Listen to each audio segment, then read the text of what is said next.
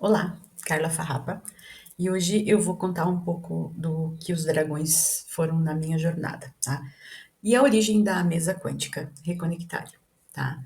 É, Quando eu era mais nova, eu sempre via dragões, tá? E depois eu parei de ver. Automaticamente a gente cresce e para de ver as coisas, né? E eu acabei parando também de ver e falar com eles. Mas a essência deles sempre teve comigo.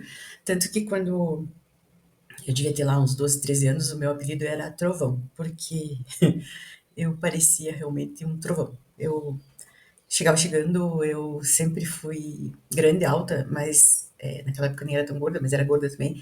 E eu chegava e geralmente eu derrubava alguma coisa, ou esbarrava em alguma coisa.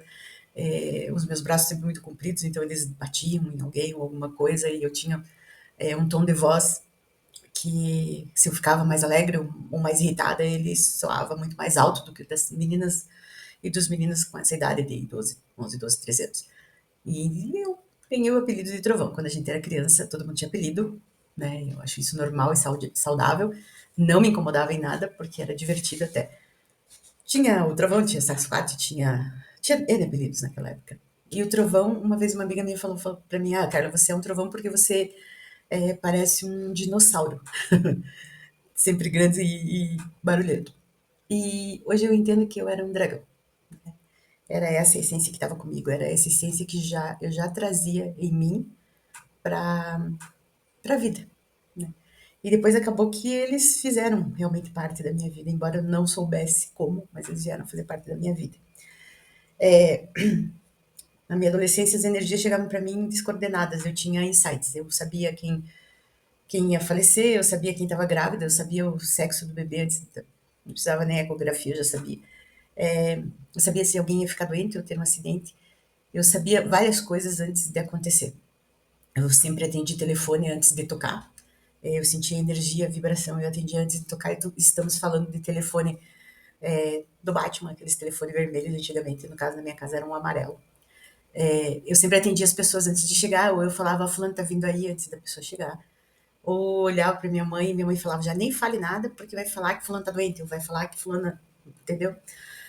Acaba que eu acabei não falando tanto as coisas, mas automaticamente eu tinha essa consciência. Isso até os meus 14, 15 anos.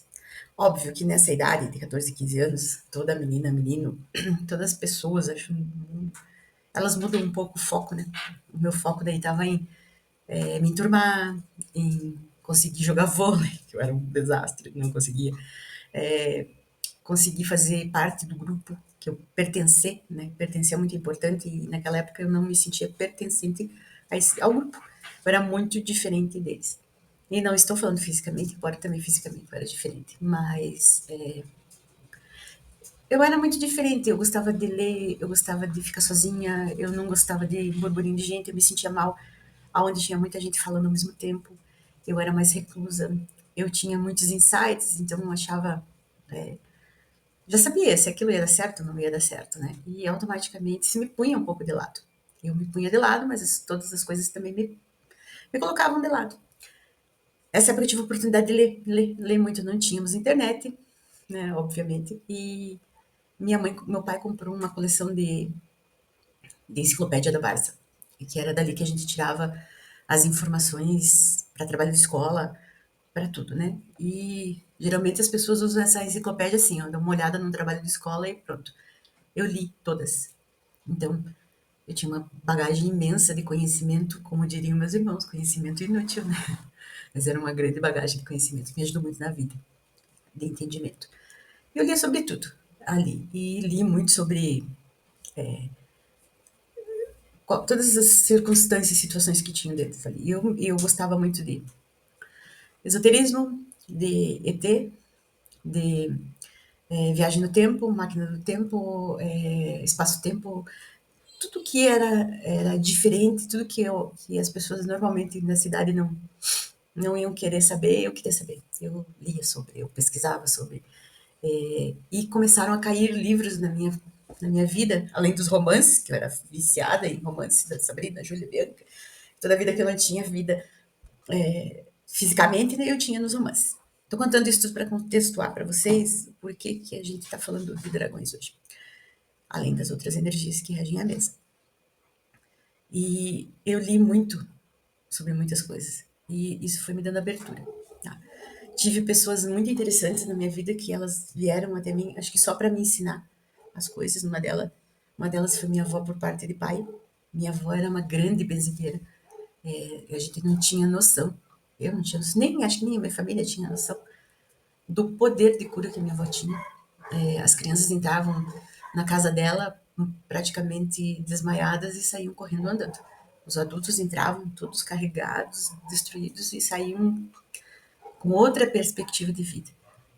E eu era grande fã dela, grande fã desse trabalho que ela fazia. Ela se dizia massagista, graças a ela eu tive um corpo de mulher, porque foi através da massagem que ela organizou as coisas aqui e tirou daqui, colocou ali e me tornei uma pessoa atraente. E ela me ensinava sem ensinar, porque eu era muito observadora dela. Então ela escutava a história da pessoa, ela tirava um momento de reflexão, se juntava com as energias que regiam ela, fazia uma oração que a gente até hoje não decifra e perguntava umas duas, três coisas, a pessoa respondia, quando a pessoa via, a pessoa já tinha se curado da dor, do mal-estar, da depressão, de N coisas. Ela costurava as pessoas, então a minha avó era muito bruxa, muito benzedeira, muito da terra, assim. A minha mãe, o pai da minha mãe benzia também, mas eu não tive tanto contato com ela, assim, para saber como que era, que ela funcionava. Mas na linhagem do meu pai, como a gente convivia mais, acabou que eu tive mais contato. Aprendi mais com isso. Minha tia também, minhas primas hoje são bandistas, elas têm, recebem e dão passe e atendem pessoas também. Então acho que está na linhagem feminina da família. Não que não esteja na masculina, porque meu pai vê, mas meu pai morre de medo. Eu tenho muito medo de tudo isso. Tenho um primo também que era muito, muito além, mas também fugiu um pouco da história. E meus irmãos também, eles têm receio, porque a gente foi criada com medo, né? Minha avó, ela também não entendia o que ela fazia, então ela não explicava e gerava um pouco de incertezas, de medo, né? E, como eu disse, eu sempre li muito, sempre fui muito atrás, então eu tinha um pouco mais de entendimento que eles. E como já vinha comigo toda essa situação de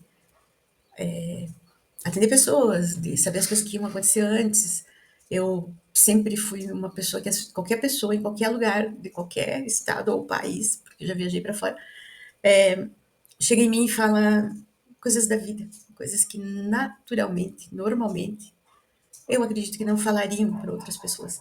Então eu sempre me coloquei como uma boa ouvinte. E quando a pessoa está falando comigo, eu sempre estou desejando que ela seja luz, que ela fique na luz, que ela receba a luz, que ela esteja no caminho. A pessoa sai muito bem da conversa. Isso eu fazia com os meus funcionários de empresa, com os funcionários dessa empresa que eu prestei serviço de RH, ou na empresa jurídica que eu trabalho e que eu abri lá em 98, 99. Então eu sempre tive esse dom de escutar as pessoas, escutar e dar uma de vó. Ah, faça um chá disso, ah, tome isso, ah, faça um escaldapé, ah, põe o pé na terra. Coisas que sussurravam na minha cabeça e eu passava para as pessoas. E assim vivi minha vida, trabalhando muito, fazendo muitas coisas ao mesmo tempo, mas sempre acreditando. E sempre buscando informação e sempre indo atrás daquilo que agregava para mim. Tá? Automaticamente, eu sempre fiz cursos, sempre tive nesse mundo, mas nunca como a pessoa que ensina, ou a pessoa que faz conteúdo, ou a pessoa que tem apostila, ou a pessoa que cura, porque eu não me via nessa posição. E em 2019, em 2017, eu perdi uma pessoa muito importante na minha vida. E ela era uma das pessoas que a gente fazia teste. Ela não era muito normal também. Fisicamente muito parecida comigo, coisa que minha família não é. Meus irmãos, meu pai, minha mãe não são parecidos comigo. Eu sempre falava que eu era adotada, porque eu não pareço com eles. Essa minha prima, é Renata o nome dela, ela era extremamente parecida comigo. A gente era muito igual. E ela ficou muito doente por muitos anos.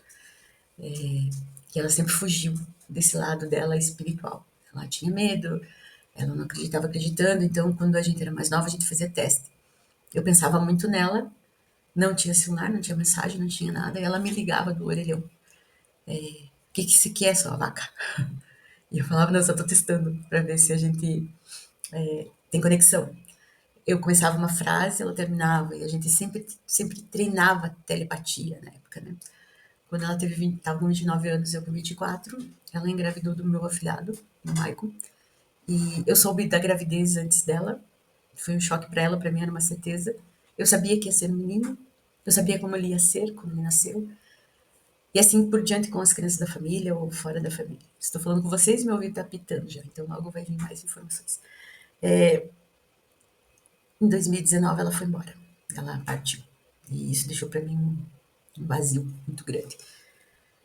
Embora ela já estivesse doente antes e ela já não estivesse com a gente mentalmente antes, em vista dos AVCs e dos problemas dela, não estar fisicamente para mim foi um baque. Assim.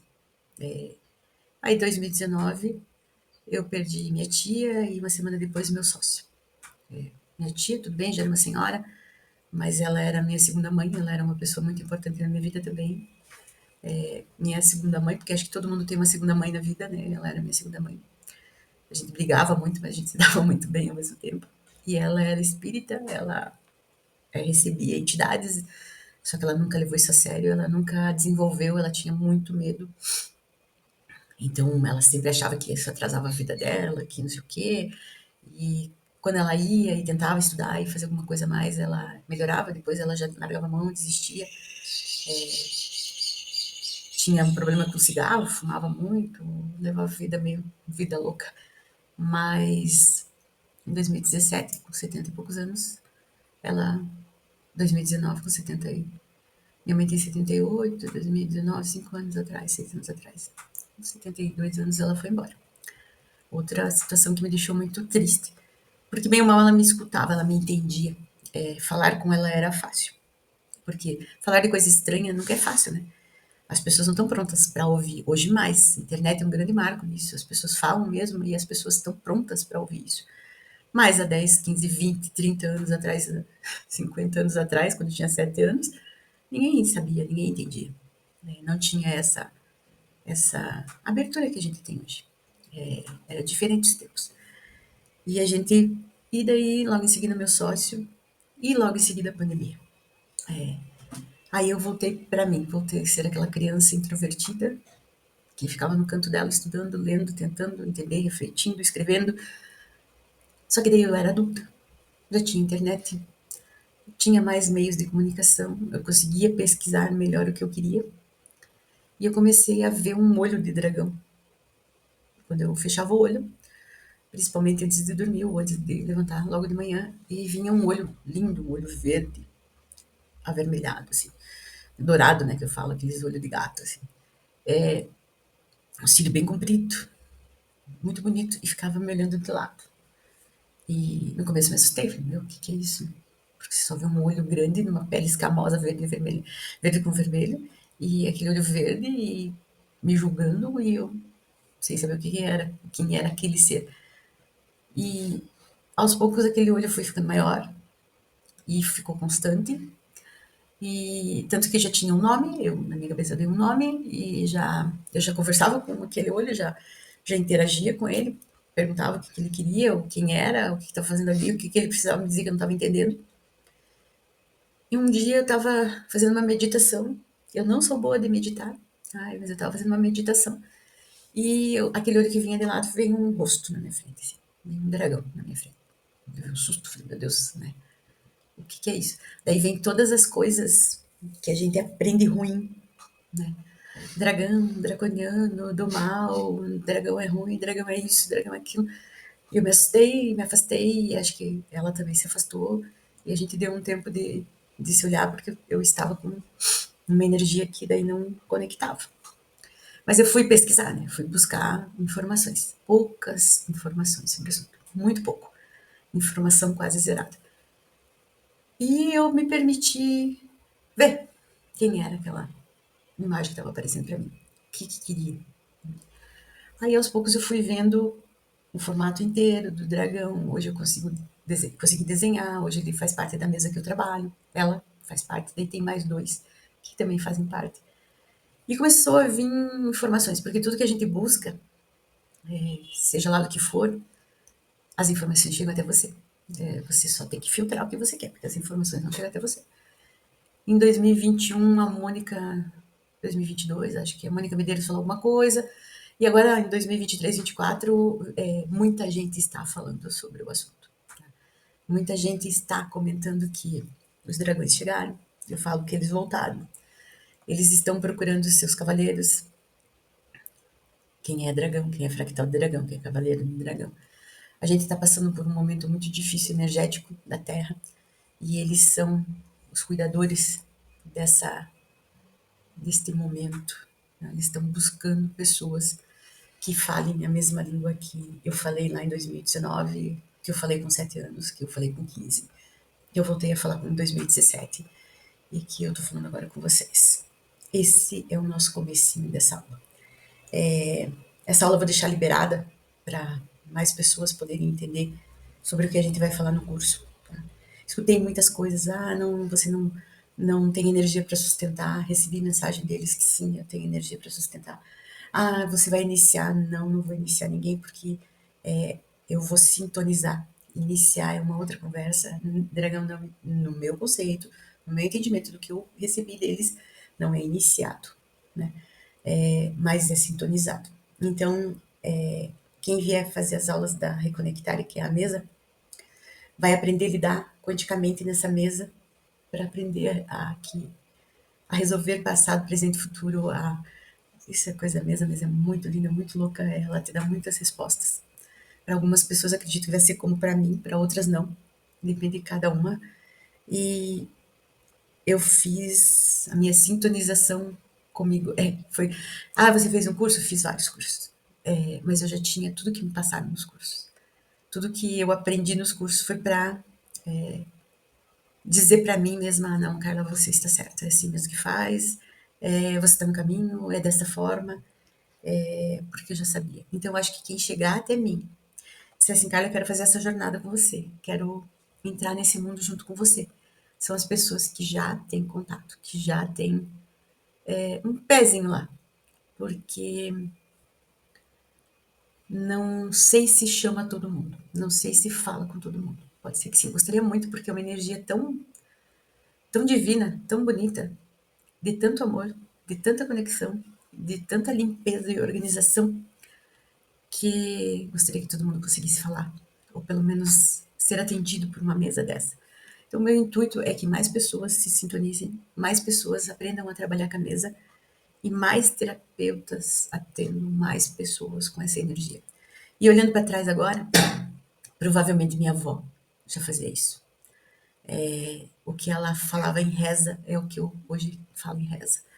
A energia da forma como ela aplicava nas pessoas é do jeito que eu aplico também. E é isso, gente. Meu marido tá aqui do lado, tá tossindo.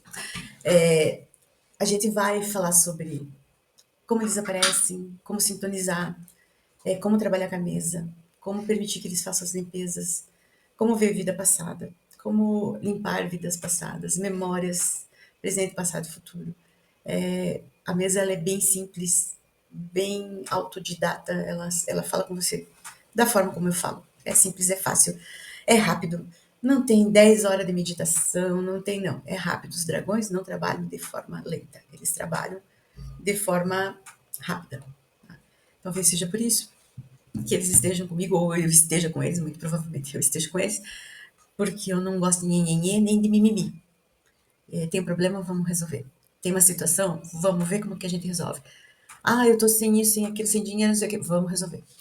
Vamos tentar fazer com que isso dê certo. O que que você está fazendo de errado? O que que você não está fazendo? O que que você está deixando de fazer para que isso aconteça? Essa energia é a energia da mesa. E a energia é amorosa? Sim, é muito amorosa. Mas é rápida, é para a fase que nós estamos passando agora. Precisa muito desses cavaleiros, precisa muito de gente para nessa fase tá aí na nossa frente de batalha. É de resgate. Tem uns dragões que eles têm a possibilidade de estar em cima e estar embaixo. Então eu desci já fazer limpezas de rio, limpezas de grutas, cavernas, e é uma equipe muito grande que ao longo do curso a gente vai estudar como é que é como que faz, quem vem, para onde vai, tudo certinho. Então, nesse momento é para vocês entenderem um pouquinho do que nós vamos falar. Quem quiser participar, essa aula vai ficar disponível. E não é uma aula, é uma apresentação, né? Essa apresentação vai ficar disponível para que a gente feche grupos para poder trabalhar no que viemos trabalhar. Gratidão, espero vocês. Acredito que quem tem que vir vai vir. Essa conversa vai chegar em quem tiver que chegar. E eu tenho certeza que quem ouvir vai se sentir acolhido, abraçado, como eu queria me sentir há 6, 7 anos atrás, quando eu comecei a pesquisar sobre Não Tinha Nada. Hoje eu tenho muito conteúdo virtual, muitos cursos, muitas pessoas falando sobre isso em vários lugares do Brasil e do mundo, e eu me sinto em casa. Não é mais uma coisa da minha cabeça. Ah, mas é só. Não. Hoje tem muitas pessoas falando sobre isso. Eu já falava sobre isso antes disso se tornar assunto. Então, vamos fazer com que esse assunto chegue a muita gente. Fico no aguardo de vocês para a próxima. Quem quiser embarcar nessa jornada comigo, logo a gente vai ter o curso. Beijo, beijo.